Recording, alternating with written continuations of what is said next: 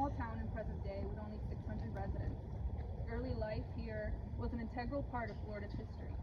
Micanopy bears the distinction of being the first inland settlement founded after St. Augustine on the Atlantic coast. But long before European arrival, this land was occupied by the Timucua people, a proud Native American tribe, evidence of which are burial mounds and middens located at the present-day Native American Heritage Park on Tuscaloosa Road here in town. About 50 years after Spanish arrival, the Timucuan people sadly were ravaged by foreign disease, and in their place, the Seminole people rose to prominence and prospered off cattle and fur trade.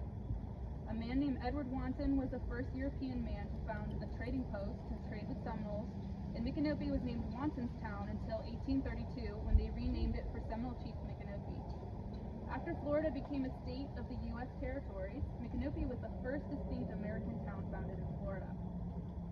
Shortly before statehood, King Ferdinand of Spain sent a merchant from St. Augustine to Alachua County under the Arredondo Grant with the goal to colonize Micanopy with 200 families over 3 years on 280,000 acres of land. This aggravated the peaceful relations with the Seminole tribe, especially when Wanton's Town started erecting more buildings and pushing the Seminoles into infertile assigned lands.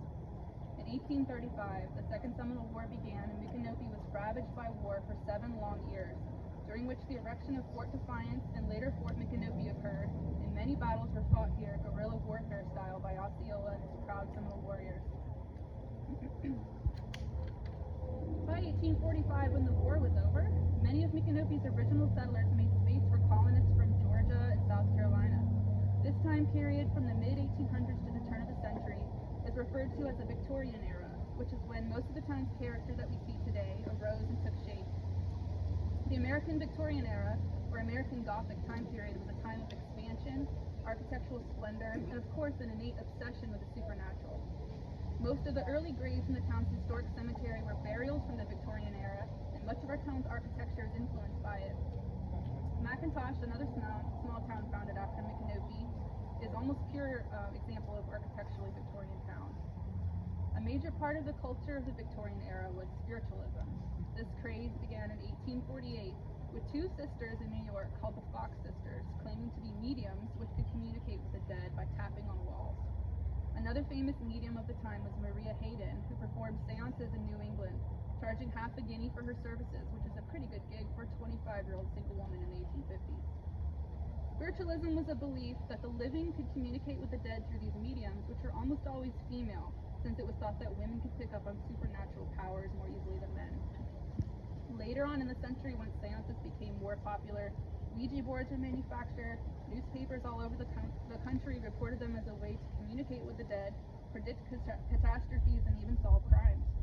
Even the Grand Mary Todd Lincoln, wife of our late President Abraham Lincoln, conducted seances in the White House during the Civil War when people were desperate to commune with the spirits of loved ones who died in battle. In a time when the average lifespan was less than 50 years old, women died in childbirth, men died in war, and diseases like typhoid fever and malaria were a rampant part of daily colonial struggle, it's easy to imagine how folks here in Micanopy may have read about spiritualism and Ouija boards and perhaps held seances of their own. By the late 1880s, Harry Houdini, the famous escapologist, started exposing fraudulent mediums in a personal quest for evidence of life after death.